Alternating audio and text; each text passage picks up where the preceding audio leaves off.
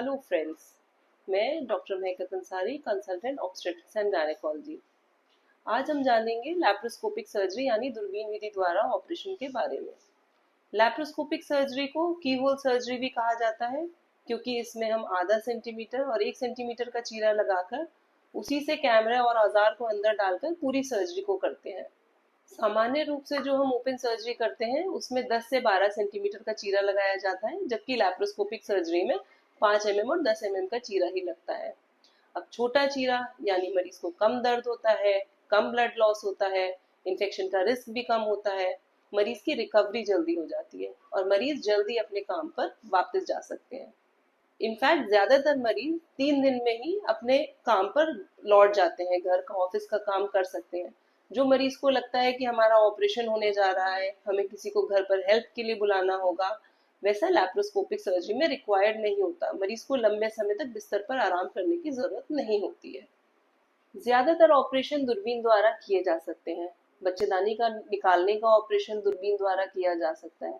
In fact कुछ लोगों को ये डर लगता है कि दूरबीन द्वारा बच्चेदानी के ऑपरेशन करने में हमारे अंदर कुछ रह जाएगा, पूरी तरह से सब साफ नहीं होगा, जबकि ऐसा नहीं होता है। इनफैक्ट दूरबीन वाले ऑपरेशन में तो हम सब चीजें ज्यादा मैग्नीफाइड दिखती हैं, 16 गुना ज्यादा मैग्नीफाइड दिखती हैं, बड़ी दिखती हैं, जिससे पतली से पतली नस भी अच्छे से दिखाई देती है।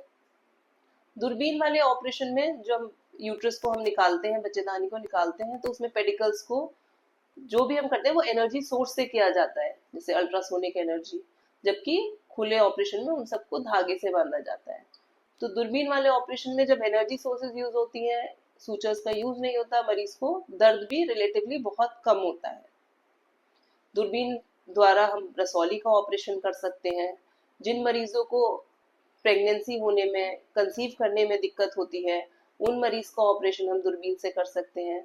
उसको हिस्ट्रोलैप्रोस्कोपी कहा जाता है। हिस्ट्रोस्कोपी बच्चेदानी के अंदर से देखा जाता है, कोई दिक्कत तो नहीं है, और लैप्रोस्कोपी में कैमरा डालकर पेट के अंदर देखा जाता है, और जो भी कमी होती है, दिक्कत होती है, उसको साथ के साथ ठीक किया जाता है।